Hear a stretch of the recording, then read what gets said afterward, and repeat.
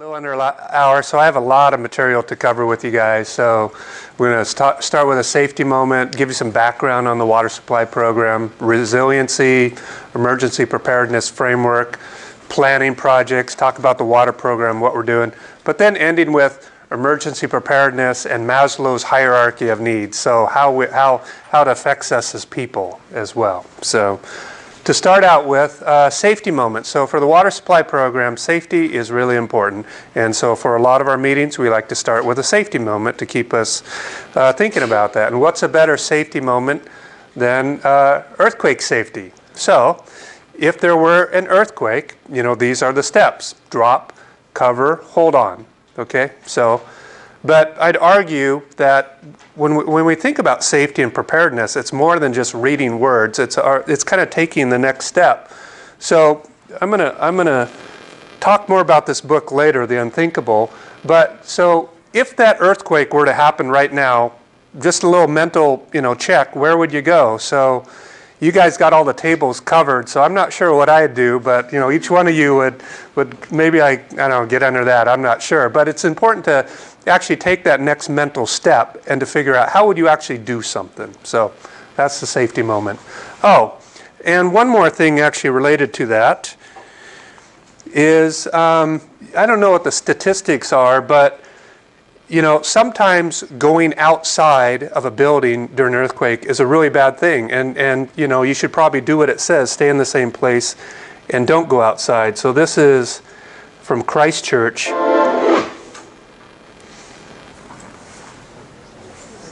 This is just a few seconds. People get killed by falling debris from buildings and other structures. And so again, find a safe place, stay there.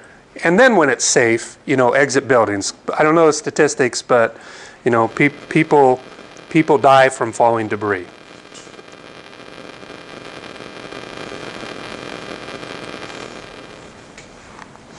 Okay, so a little bit of background on the water supply program, then we'll talk more about the seismic stuff. So the water supply program, Willamette Water Supply Program, is made up of two partners. So Tualatin Valley Water District, the blue boundary there, and the city of Tualatin.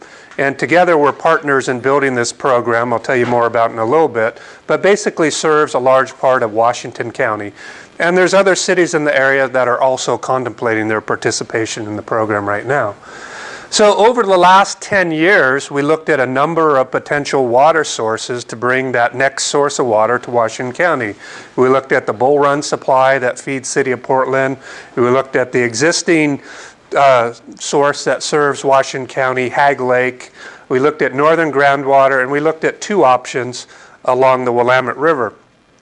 And in 2013, we selected the Mid-Willamette supply, so basically a source of supply on the Willamette River in Wilsonville, and for these reasons. So lowest cost to implement, really excellent water quality. They've been producing water there at a treatment plant for over 10 years, really high quality. Ownership opportunities, reliability, and other regional benefits. And this is kind of a map of the whole system. So starting down here at the south at Wilsonville, going through Tualatin, Sherwood, Beaverton, Hillsboro. One leg ends up at Highway 26 in Cornelius Pass, and then there's another pipe that kind of runs over closer to 217. And as part of it, there's a large water treatment plant expansion that's going to happen, probably 100 million gallon per day treatment plant. There's large storage reservoirs we're going to build up on Cooper Mountain, 30 million gallons of storage. And in total, over 30 miles of large diameter water transmission lines, so 66-inch diameter welded steel pipe and smaller. So this program in total is a $1.2 billion program. So the question is, how do you deliver a program like that? Well, the answer is similar to the question of how do you eat an elephant? The answer, obviously, one bite at a time, right? People have heard that. Except in our case, though, it's about work packages. So it's taking this big program and it's breaking it up into manageable work packages. And there's really four main considerations that we thought about as we figured out how do you break this up into smaller packages. One of them are the different boundaries that we're crossing, the different jurisdictional boundaries. Opportunity projects, I'll talk more about that later. Economics, the size of packages. You want packages that are large enough that you get really good good bids, pricing, but you don't want them so large that you're only going to get a few large national contractors building them. Environmental permitting, land use, those are really important issues as we figure this program out. And finally, there's just a host of kind of technical issues, more the engineering issues, and in particular, I'm going to focus more on the geotechnical and seismic issues a little bit later. And when do you build it? Well, it's dependent on cash flow, affordability, the ability to finance these work packages over time, these opportunity projects that come along that we can participate and build water pipe when they're building other things. Again, the environmental and permitting near term, we have a goal to turn in this program-wide environmental permitting package. And then the overall schedule to complete the project on time. Our goal is 2026. So let's shift gears. Let's talk a little bit about resiliency. So we have a mission statement for the program, and I'll just read it to you: to provide a cost-effective, reliable, and resilient water supply system by 2026 that benefits current and future generations of the communities we serve and supports a vibrant local economy. People might not think about it too much, but water is like super important to a region, to, obviously public health, but also to the economy as well. And so Chair Andy Dyke of Washington County, this is his quote: "Washington County is one of the economic engines for that state, and that engine runs on water." So we have industries like Intel and other large high-tech and other industries that water is a really important commodity for them to be able to do the business that they do. And those large businesses have an important bearing on the economy of the region. And when you have problems with water, it kind of becomes more important, and you start realizing this. So I was down in Los Angeles a few weeks ago, and along the freeways there, they have, I just Googled this to find one, but they have signs like this. Their signboards say something like "Serious drought, help save water." So it kind of just helps you remember how important water is to a region. So far we're pretty good up here, but other areas it's a big deal. So resiliency for the water supply program. So we identified 12 performance goals, and no surprise, one of those is resiliency. And so we say we will develop a water system that reliably delivers needed water, including in times of droughts, earthquakes, and other disasters. So resiliency is really important to us.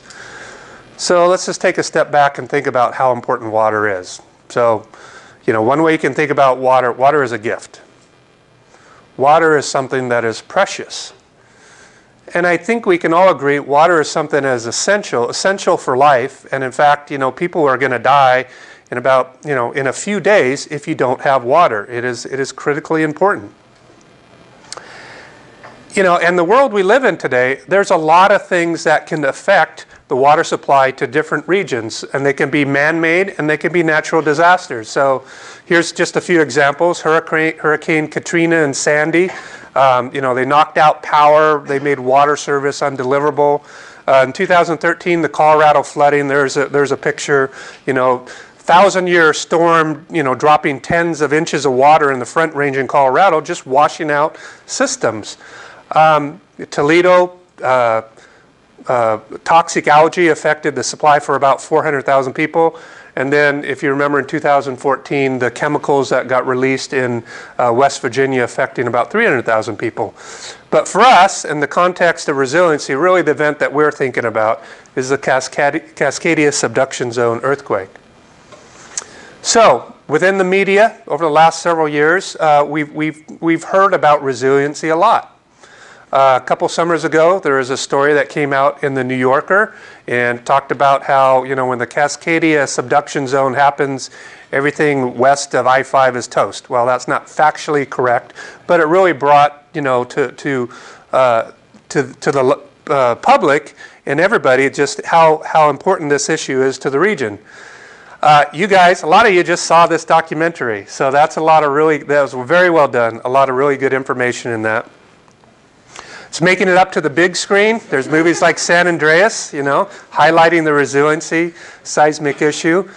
And then recently, the Portland Tribune came out in August, and not only do they say this event's going to happen, but maybe just a little bit sooner than what people had originally happened. The odds are a little bit in favor of it happening sooner.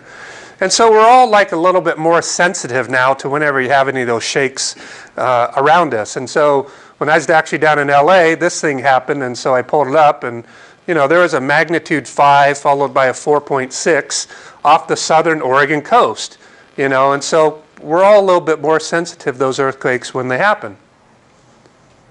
So resiliency, there's lots of definitions. Let's talk about just one here. So the ability to become strong, healthy, or successful again after something bad happens. The ability of something to return to its original shape after it's been pulled, stretched, pressed, or bent. So what does bad look like? Well, bad looks like what happened in Tohoku, Japan on March 11th, 2011. A magnitude 9 subduction zone earthquake. And experts expect, and you probably said it in the OPB thing, that the Cascadia subduction zone earthquake is basically a mirror image of this kind of event. So this slide really represents a planning scenario that FEMA's has related to how would they respond, what do they expect, and how would they respond to a Cascadia subduction zone earthquake. So again, a magnitude 9 earthquake. The fault rupture starting in Northern California, going along the Oregon, Washington coast, and ending up in Canada, in British Columbia. So that's kind of the event. You can see the statistics up there. Ground shaking for up to 5 minutes. And then this timeline across the bottom, which you probably just saw, but it represents the information that's available about when did these events happen over the last 10,000 years. So the big bars represent the magnitude 9 full fault rupture. The smaller bars are 8 plus. And so there we are at the right-hand end of that. And the last one that happened was in the year 1700, January 26 at 9 p.m. So I just think this is kind of interesting. The population, the world's population, back in 1700 is somewhere between 600 and 700 million people. Population today in the world is around 7.3 billion people. So the 2004 Indian Ocean earthquake, third largest recorded earthquake, killed over 200,000 people, almost a third of the population that existed the last time we experienced one here. These things are huge in their devastation, or can be. And part of it is because people are along the coast. The world's population, there's a greater density, but there's also a lot of people along the coast that are more influenced by these kinds of events. And in fact, approximately 70% of Americans live within 100 miles of the coast. So, there's earthquake hazards, there's hurricane hazards. So it's just interesting, I think. So, what are some of the consequences of these large natural disasters? So I'm going to show you a couple. Here's one. The population of a region might just leave. Kind of one of the statistics I heard is that, if you don't have a job or you don't have a house or, a reason to stay, people might just leave. And so here's some data from the 1906 earthquake. It shows the population trend for San Francisco in blue and Los Angeles in this kind of light green. And so for San Francisco, population's kind of growth is kind of going up till the earthquake happens, and it kind of drops a little bit and keeps going. Whereas conversely with Los Angeles, it's kind of plugging away. But after the 1906 earthquake in San Francisco, people left. They went to Los Angeles, and that population just took off. So people can leave a region. And these large natural disasters can have a huge impact on the economy of the region. And that's what kind of this slide illustrates here. So it's a measure of the real gross domestic product of two cities in relation to Hurricane Katrina. So the blue line represents New Orleans. The orange line represents Nashville in the same region. So you can see it's kind of growing for New Orleans. Hurricane Katrina happens, the economy suffers, and it just kind of bounces along after. Conversely, Nashville, which wasn't impacted like that, it just kept growing. So these large natural disasters can have a huge impact on the economy of a region. And then another point here is, so resiliency is a function of preparedness.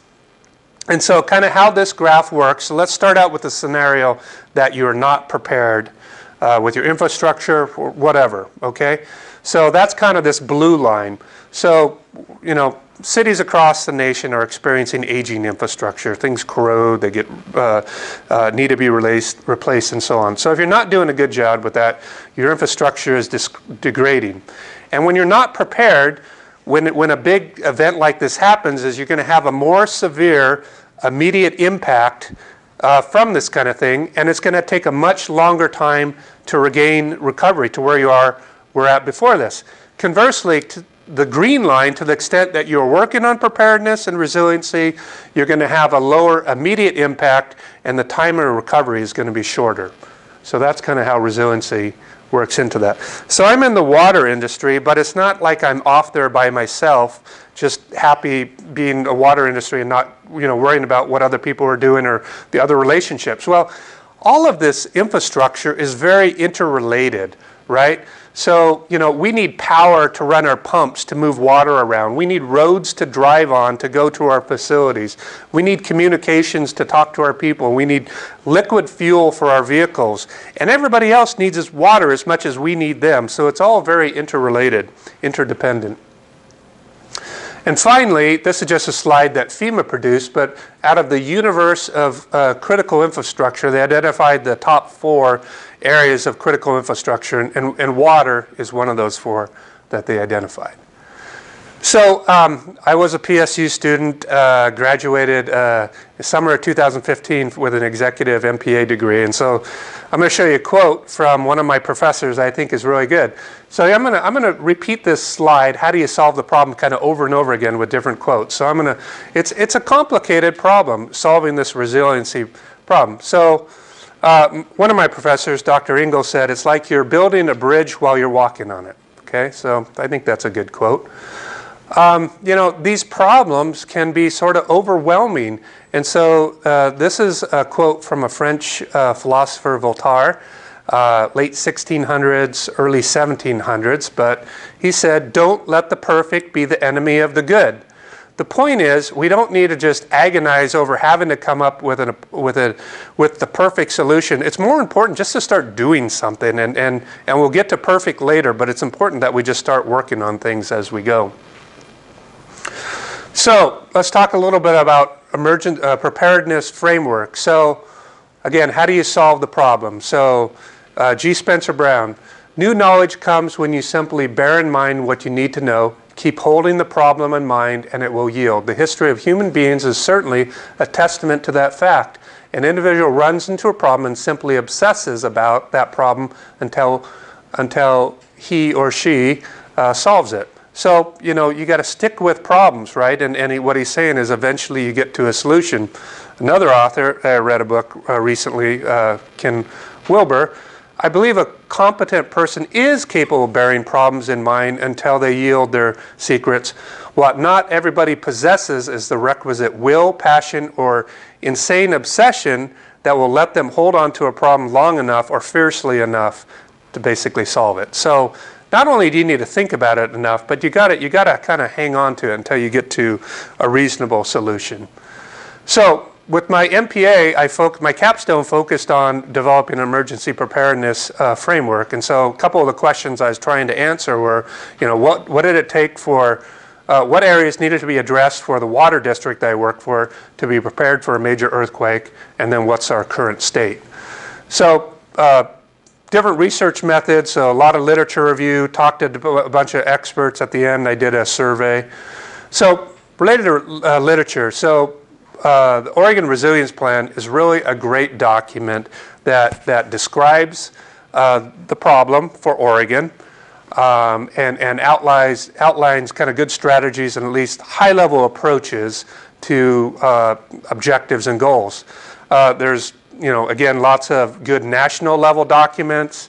One that really does a great job, NIST, so the National Institute of Standards and Technology, developed a resiliency framework. So a really good document that goes through and talks about infrastructure system by infrastructure system. What are some of the issues, and helps provide some information for how do you get there. But it's really important, and this is where we're going to end the talk today. It starts out by talking about people and understanding what are the needs of the people, what are the needs of the communities that we serve. We're not off doing infrastructure all by ourselves. We're providing a service to our community. So it needs to understand, we need to understand, you know, who are we trying to serve and what's important to them. So lots of expert input along the way developing this. So I participated in a training exercise at FEMA's National Training Facility with a whole bunch of people from Washington County kind of doing a drill on this resiliency. We talked to our healthcare facility people. What are their needs in, you know, in an event like this? We talked to our emergency responders, TVF&R. What are their needs? What are their plans related to this? And we also talked to Washington County. You know, they have the overarching responsibility to provide this emergency response for the county. Well, where are the things that are important to them? And so, you know, there's kind of a couple things. You have the immediate event, but then right after the event, you have this recovery process. So what do people need in a recovery process? They need to go restock on groceries, they need medicine, they need the ability to have money to do transactions. So those are kind of some secondary things that are important to think about as well. And finally, I kind of ran this stuff by some industry colleagues at a water conference I went to. So that's kind of my process. And I came up with all of this, but I'm going to boil it down for you rather quickly and walk through it. But really, I came up with kind of 7 categories or areas that need to be addressed to achieve resiliency. So the first one kind of relates to policy and liaison type things. So you need to have a governance system within your agency that kind of supports this.